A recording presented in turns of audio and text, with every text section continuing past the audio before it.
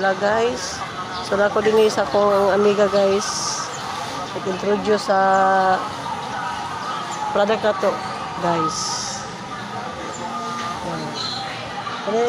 Kini siya guys, naka-experience po din siya og mga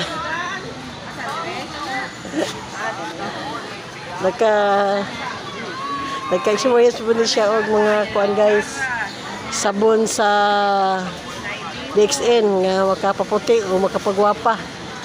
Matod pa riya guys nga ang yang silingan guys. Nasuko ang bana kay ngano nagwapo, ngano nagwapa yang asawa. Tungod sa toong sabon sa DXN guys. Nga makapaputi o makapagwapa.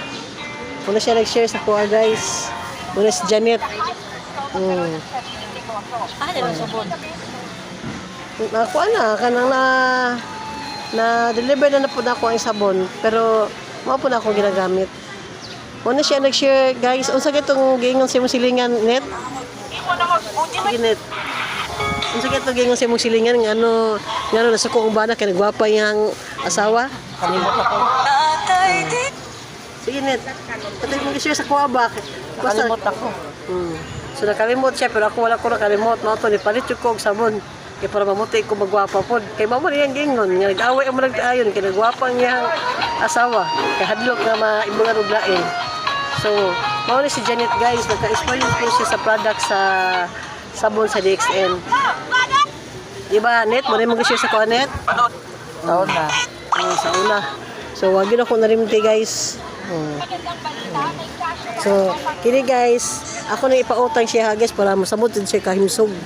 Kaya hagong po siya guys. Nagyamlig farm ni Pastor Kibuloy. Sinaligan na siya sa farm ni Pastor Kibuloy.